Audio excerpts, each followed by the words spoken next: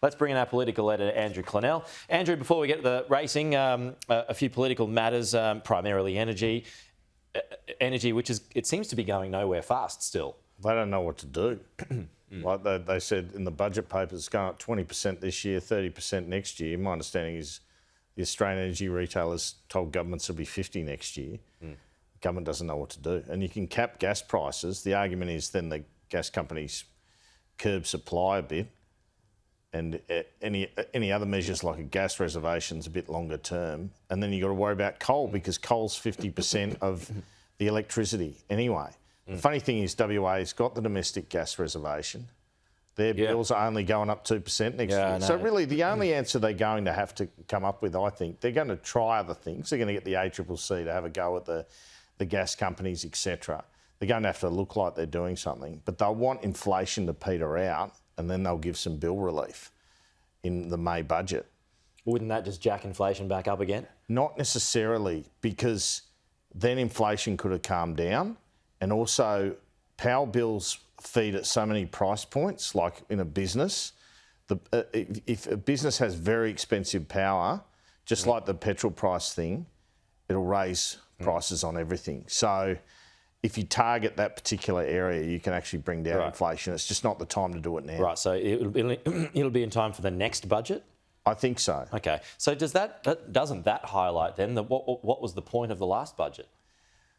Well, you don't have to argue the case with me. I mean, look, the Federal Treasurer, he's up at the moment. He's at a business breakfast by Ross Greenwood there is hosting that one. Yeah, it looks like elbows at the cup, and Jim Chalmers has taken the heat today. Well, it just goes to show that it's the key issue that faces the country right now. And I know you've mentioned this before too, but it was sidestepped, the whole budget sidestepped. So it feeds into that argument. Well, what's the difference between that and my EFO?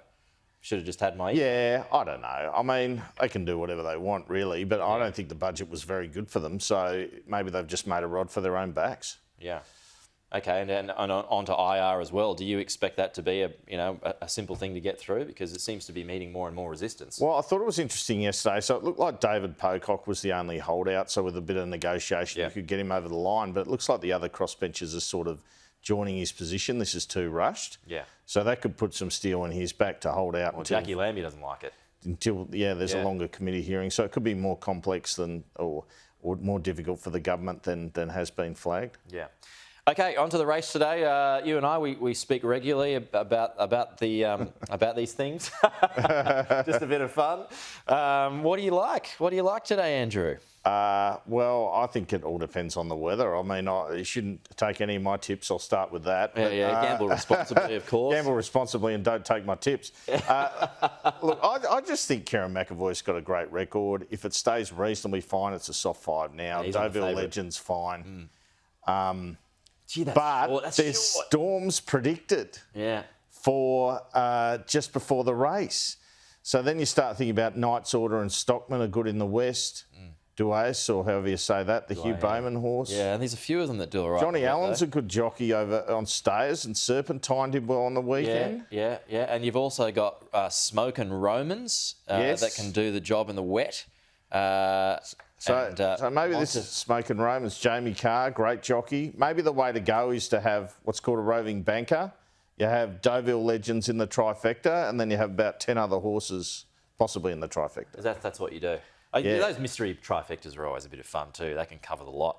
Well, that's short, though. I hope everyone has a win, because we're going to get a loss with the rate rise. There's no doubt about that. That's right, yeah. I think it'll only be a quarter today. I reckon a half. You reckon it'll be a half? Yeah. I've got it right so far. Let's see if I'm wrong. Okay. I'd rather be wrong on that and right on the cup, just privately, but Yeah. That's what I'm worried about. Look, if you're thinking as the bank, I mean, of course, I shouldn't bring politics into it, but if you're thinking we've got to get it one more 0.5 through, Cup Day's not a bad day to do it. When people are distracted. Yeah, okay. I mean, because retail spending, it's still there. It's still a factor too, isn't it? What was interesting and what we showed yesterday is it's much less strong in New South Wales and Victoria than the mining states. So the rise was 0.4 in Victoria, 0.3 in New South Wales. They're obviously coming back, minus 0.2 in SA, and like 1.5 and 1.1 in WA and Queensland, respectively. So we're getting that two-speed thing again. Yeah, okay. Well, this is all part of the RBA's thinking today. Exactly. Andrew, good to see you. Good luck today, and I'll be talking to you throughout it, no doubt.